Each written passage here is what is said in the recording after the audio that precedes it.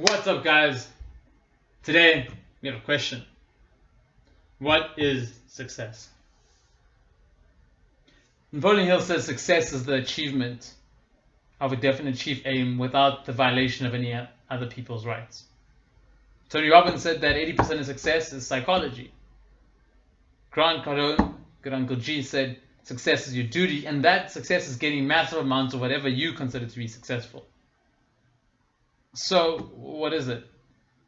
It all seems like they're saying the same thing, though. That success is getting whatever you want out of life, essentially.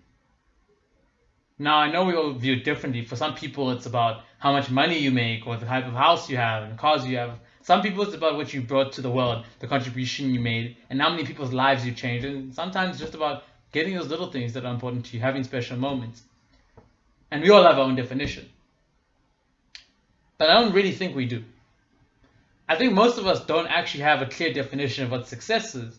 And I started to ask myself why that is.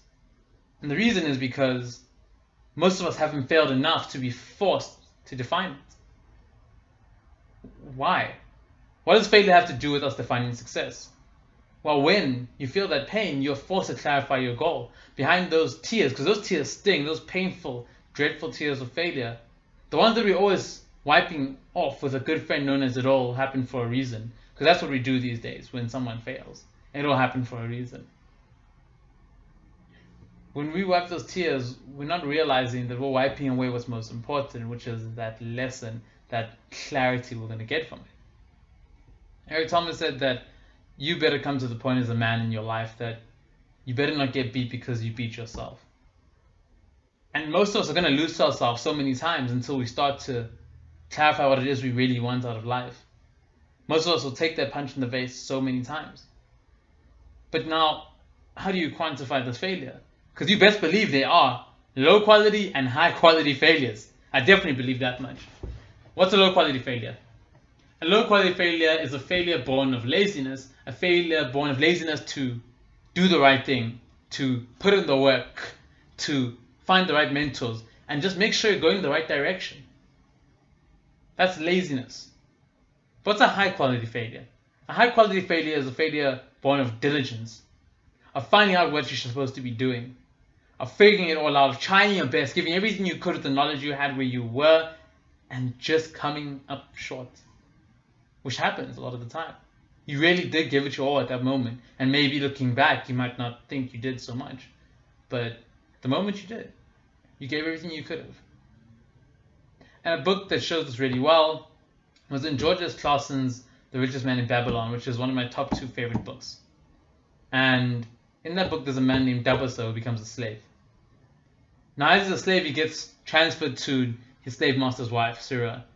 And she says to him, "How can you call yourself a free man when your weakness has brought you to this?" His weakness has brought him to slavery.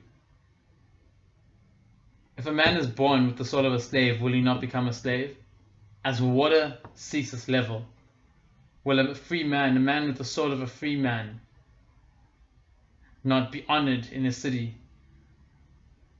despite his misfortune, no matter what happens to him? Now, this was a wake-up call for him because he'd been in so much pain and self-pity that he needed a kick in the ass. But the truth is that most of us aren't going to listen after the first one. So you got another one, right? He's in the desert and he's traveling and going through all this pain and he's running away from the slave master. And he's near death. He's dehydrated. His camels are far off in the middle of the desert over there, leaving him behind. And he's on the floor. And he thinks to himself, what am I going to do here? And he says that my head was clear. And that his body was of little importance. Right? My head was clear, my body was of little importance. That's what he says to himself. And when he realizes this, it kind of gives him a clarity. Because most of us aren't really ready to see the truth and give ourselves a definition of success because we have these rose-colored glasses on of the world. We think it's a lot softer than it really is. And we think things work like this when they really work like that. Or as Tyler Oprah says, we think we're going north when we're going south, right? So that's why most of us are going to fail, because we don't really see reality for what it is.